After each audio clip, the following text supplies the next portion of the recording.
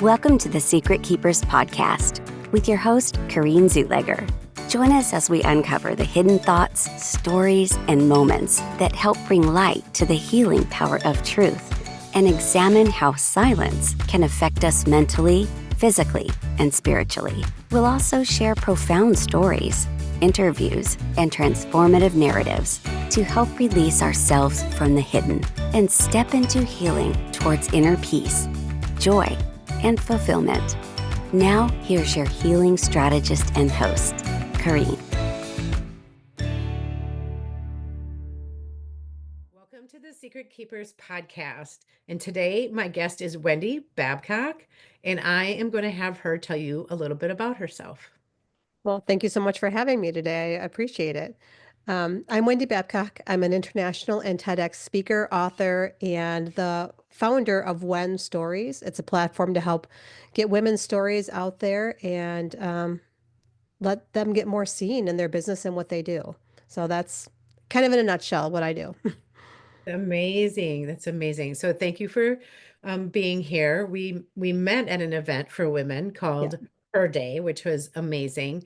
And I love the fact that you do that. And we at the Secret Keepers are all about empowering women and them being able to tell their story. And a lot of it is we as women feel like we need to can't keep things in, that we can't use our voice and speak out about the things that we've experienced.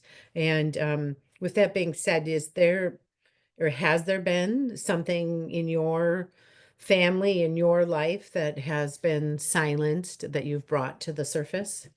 Yes, that's pretty much my whole story that, I was silenced throughout my childhood, even into my teens and my early 20s. And I grew up in a home where I was taught to be silent, to be quiet. We kept secrets. Mhm. That looked like generational issues. My mom, when things were happening in the family, there was, what do you want to call it? Like family problems. We didn't talk about it. You kept it a secret. You didn't air your dirty laundry. And that, for my sister and I transpired as when you have a problem with somebody in the family, you don't talk about it. You talk to everybody else but that person. So now everyone in the family knows the drama, but no one's talked. The people that need to talk are not talking about it. So there's that part. And then growing up in a home where there was abuse from our stepfather and some verbal abuse from my mom and her not protecting us and not really realizing we were abused until I think I was in my early 20s after I had my first daughter when I was like, "Oh wow. Like we were really abused because we just thought everybody lived the same life we did. We were beaten with a belt, we were called horrific names, we were treated, I mean, kind of like slaves to do all the housework, wait on them hand and foot, and we just thought that was life. And once I got married and started having kids, I'm like, that looking back, I'm like, holy crap, that's that. And then we weren't supposed to talk about it, right? When you'd ask the questions, well, that either that never happened or, oh, you're exaggerating, right? Sure. So then Yeah, keep it quiet. Let's not talk about it because it would hurt their reputations. absolutely. It's so interesting. And I know times were definitely different. When we start looking back at life, back at the 70s, the 80s, and really looking prior to the 70s and what we were allowed to talk about. Yeah. Uh, and things certainly have changed. And I see a whole different generation of young women coming up. And I think too, like not necessarily we don't need to be in people's faces about it. And from an emotional intelligence point of view, we don't go out and just blurt out to anybody, right? The things that are going on within us, and yet we can show that there's a different way to handle things. And very much um relatable for me because growing up it wasn't safe, and it wasn't safe for my mom. Like, it wasn't safe for my mom to raise her voice. It wasn't safe for her to step forward and do things she wanted to do, right? She didn't necessarily want to be with my dad when she was pregnant with me, and she tried to leave, and then she ended up going back because she feared for her safety. And that was the only thing for her to do, was to keep quiet. And then, have her dad tell her, well, where are you going to go with those kids? Who's going to take you? Because, like, no woman could survive without a man kind of Of course. mentality. So I understand that. And then I also grew up in a house where um my mom would say that her mom was sick, and she had died when my maternal grandma died when I was 4 months old, and mom would air quote say grandma was sick, Hmm. and I was in my early adulthood before I knew what sick was, right? And sick was my grandma used to get electric shock therapy, Wow. right? And then when that came out, we were like, well, okay. So then it was like, well, grandma was mentally ill. But then as I went even further into adulthood, and when my brother died and I watched my mom go through what she went through, it was like, well, mom, like think about it. Like no wonder grandma like needed electric shock therapy because she lost a child at a Right. time when there was no support for women. You didn't have bereavement groups. You didn't get to talk about it. You just had to move on with your life. And Yeah. so anyways, those things, right? They just weren't talked about. And as you got older, you're like, well, that makes sense now, and that makes sense now. But boy, you're looking at having that physical abuse, the mental abuse, and and then also coming from a man that wasn't even biologically related to you. So, Right. And there were so many other things throughout our childhood. So my mom and her mom had a big falling out when I was, oh gosh, I'm trying to think how old I was, maybe 12. And so the family split. So it was just my sister and I, my mom and my stepdad, and we had no contact with any other family. mm, And, we weren't allowed to ask questions. It was always kind of secretive of whatever happened.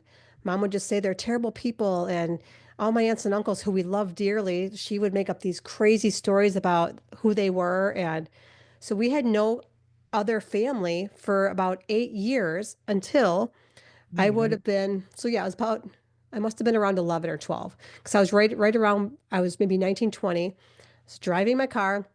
And at a gas station, I happened to spot my uncle, who I hadn't seen or talked to in over 8 years. And I'm like, enough. So I pulled my car into that gas station up behind his van. I jumped out of my car and said, "Hi, Uncle Carl. How are you?" And he just was like, "Holy crap." Like, Yeah. hi, And so we had a quick conversation. I learned I had another cousin that had been born 5 years earlier. I had no clue.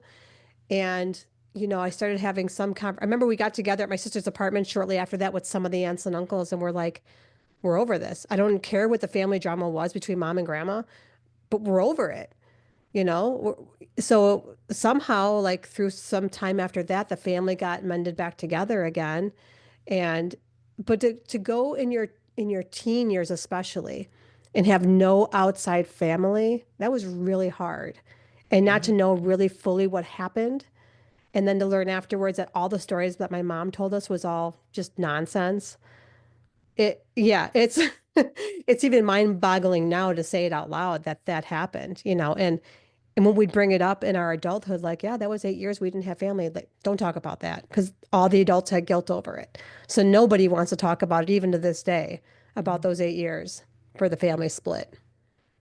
It's just so relatable. It's interesting how, like when somebody tells a story and you're like, oh yes, you understand.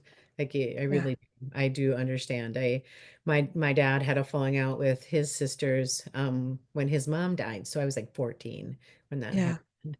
And for whatever reason, he allowed the older sister to have, like back in his life, but the younger sister he was just very angry with, and I wasn't allowed to invite my cousins to my wedding.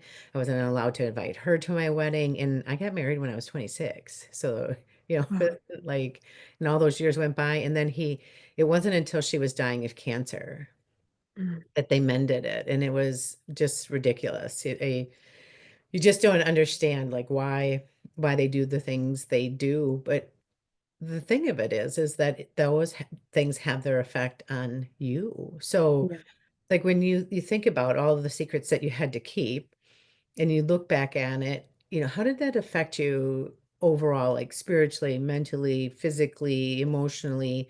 Were there repercussions for that? Definitely. I think, well, a couple different ways. One, my first serious relationship, my first marriage was abusive. So I think part of the abuse as a child going into that first real relationship in marriage, he was controlling and jealous and, all of those fun things. But Yeah, also, I think not having family for all of those years, I have a hard time, even to this day, finding friends and building relationships with people. I keep everyone kind of at an arm's distance away because sure. it was just the four of us. I only had like my core family, and I didn't meet my biological father till I was in my mid 20s, I believe, when I actually reached out and met him. So I didn't have my biological father's family, my mom's family. We just had the four of us. So I found it's hard for me to build relationships. I like my tight circle, and it's hard for me to be around like even big groups of people. I feel like, I don't know, I feel a little lost sometimes in that. Sure, there's that underlying, at that subconscious level anyways, something underneath there that says, hey, this isn't safe. It's not safe Yeah. because it could be easily taken from me. Yeah, and then you feel like, okay, when I do show up in the, so now the family's been mended, right? We when we get together in big groups, I still have this underlying feeling like nobody actually wants me there. Oh, Even if people are welcoming me, like aunts hugging me, whatever, I am always like, well, they're just doing that because they have to, right? oh, yeah, Yeah. So it's like it's a ripple effect in the negative way, right? We hold on to this, the hurt that was caused between two adults having a problem and not thinking about all the kids involved that didn't get to grow up with each other and with aunts and uncles. And when people don't think about that, there are repercussions, sure. And so with my family, with my husband now, my new husband, and not new now, but I mean my current husband and my daughters, like I always want to have big family parties and get-togethers with my kids, and like there's a closeness that I really love having with them, and I think it's obviously because of my childhood not having that.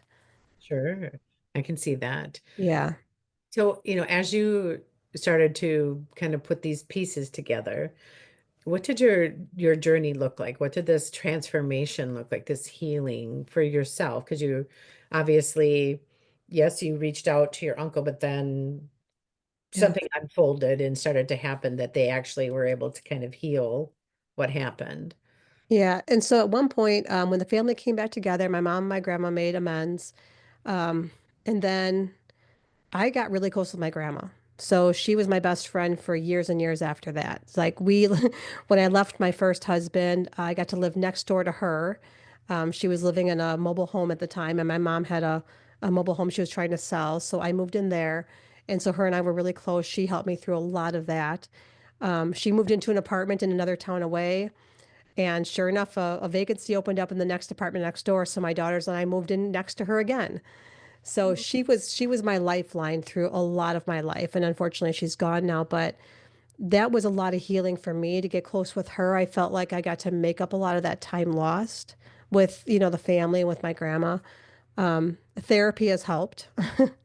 You know, um, of course, when you mend a family, when you leave an abusive husband, there's a lot of baggage to unpack there. So therapy helped, personal development helped. Yeah, I think most of that got me through to where, and just kind of evolving over time. I would say personal development. When I learned about kind of self-help books, I became a junkie for a while over that. You know, Sure. reading Yeah. every book I could, like, okay, who am I now?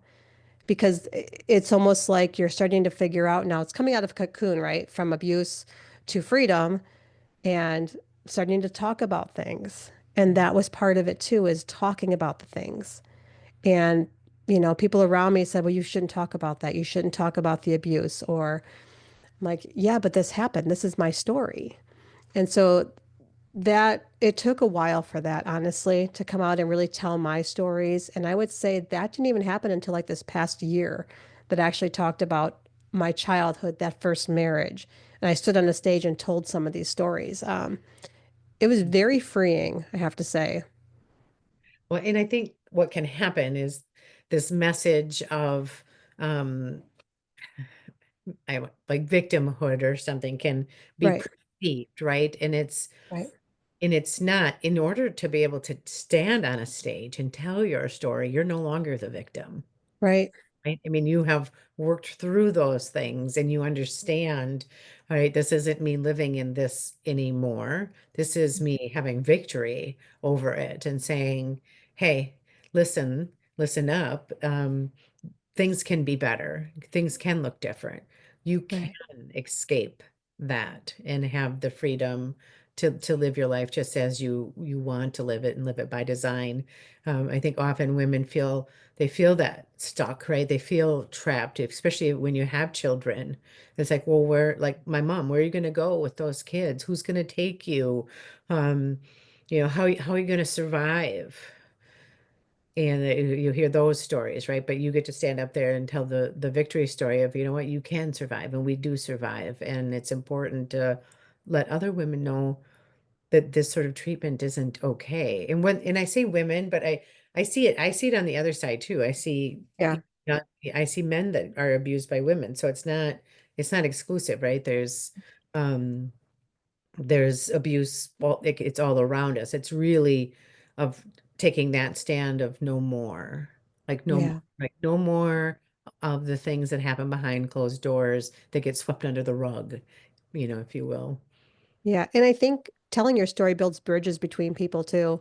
We see each other more as humans than we do just, I don't know, a dot on the earth. Like, it just builds the bridges. And I found women especially, and of course, like you said, men too have these stories, but when we talk about them, it's not about going into the deep, dark places, which, yeah, we want to tell some of that story, but it's how do we get through it and what does life look like now? Because I think myself included, when I was in that abusive marriage, if I would have been able to, if I would have had YouTube back then and stuff, and got to watch videos of women who are saying, yeah, it's really hard at first, but when you're on the other side of that, life is so incredibly beautiful and different, and you get to have so much more incredible things and possibilities in your life. If I could have heard that, I probably would have left sooner because I was in it from the time I was 16 till I was 31. And so, when you don't see those things, you feel like, well, this is just life.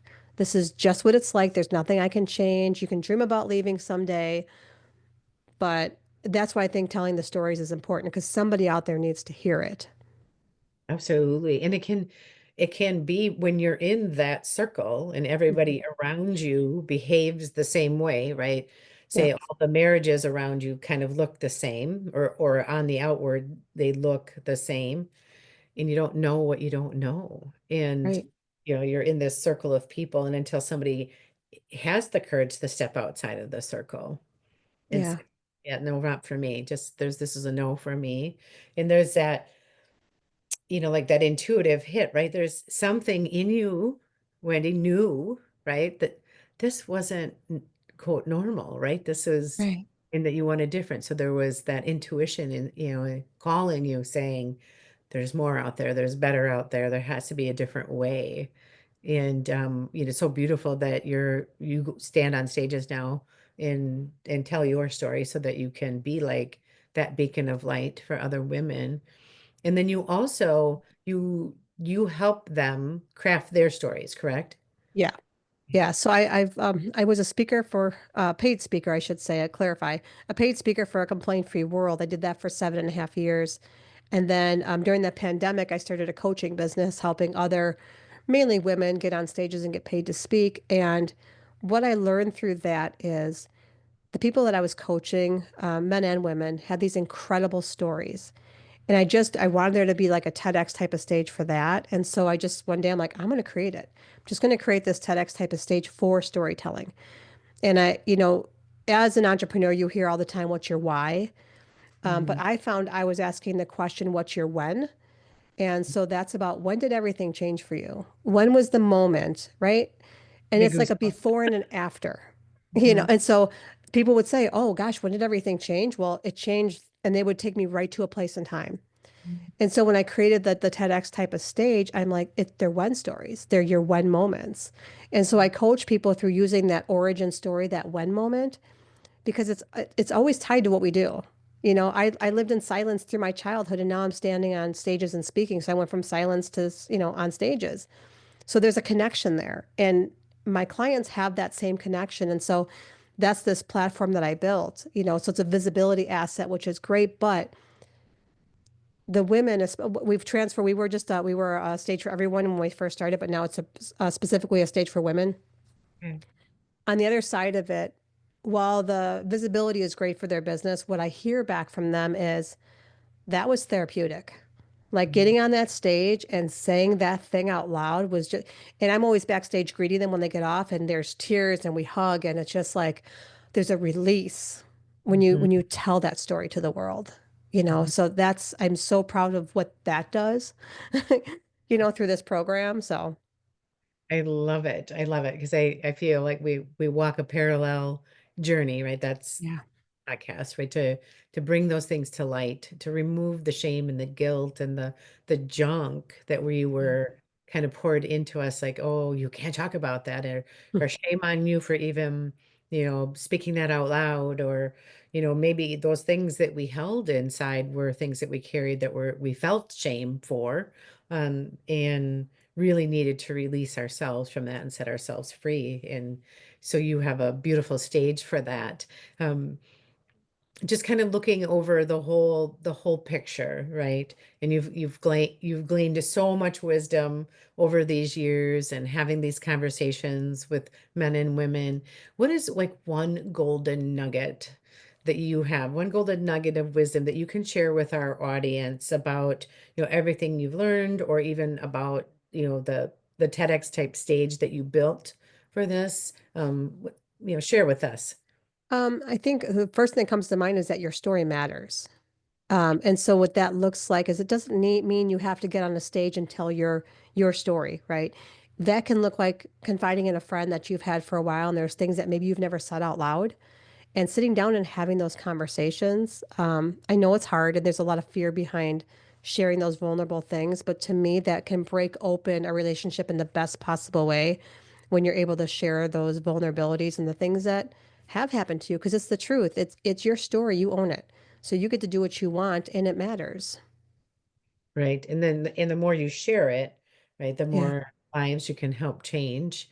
Yep. Um, and even if it is you just sharing it with your best friend, because then maybe your best friend needed to hear the same thing and really Yep. didn't know. I have a group of girlfriends where I mean, we've been friends since we were 14, 15 years old, and there were things we didn't know, we didn't dare speak out loud, until I think the 50s were really freeing, where we started to say the things and be like, you know what? Here's the way things have really been. Yeah. And really owning those things as well. And that's a gift, right? To be able to do that, to articulate it, to say, I suffered through this for long enough. Yeah. And um I, I I think with women too, we internalize it. um, when it comes to forgiveness, it might be easier to forgive somebody else, but then for us, we turn it inward and we kind of seek that revenge on ourselves. It's like, well, I'm going to hold myself in this prison for the rest of my life because I should have known better or Yeah. done better or something like that. But yeah, it's so beautiful what you do. If somebody in the audience would want to find you and work with you, how can they do that, Wendy? Well, I'm on all the social media platforms, but also my website is just my name, wendybabcock.com. So you can find me there. And I'm mostly on Facebook, I would say, of all the different social medias. So, and that's Okay, just my name again. So pretty easy to find. I got beautiful. an underlayer of pink hair. So if you see that in the photo, you're on the right person's profile. That's beautiful. And okay, so just kind of briefly, give an overview of what they could possibly find to work with you with. So I'm a speaking coach, so I can help you develop that signature talk, discover your, excuse me, your origin story. I teach the three core stories, which is your origin, transformational, I'm sorry, origin, testimonial, and visionary story. And I help you with the visibility assets through One Stories, which is onestories.com. And that looks like a 16-week program. We spend 6 weeks together building your talk for the big TEDx type of stage. And then after you do the big talk on the stage, there's a YouTube premiere. a book anthology, and a podcast episode that all goes within it. So from start to finish, you spend about 16 weeks with me. Wow, that's amazing. It's amazing. And what an opportunity because, it's like you give them the whole package and it's Yeah. amazing. Well, I sure do appreciate you coming on to the Secret Keepers and sharing with us your journey because I know there are women out there that need to hear what you have to say. I appreciate it. And thank you for inviting me. It's an honor just to be invited to speak on your podcast.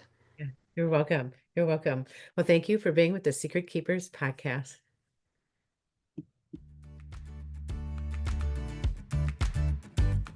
Thank you for joining the Secret Keepers podcast. If you found this episode helpful, please give us a like and follow so we can invite you back. And if you just want more, visit CorrineZuleger.com. Remember, you're not alone.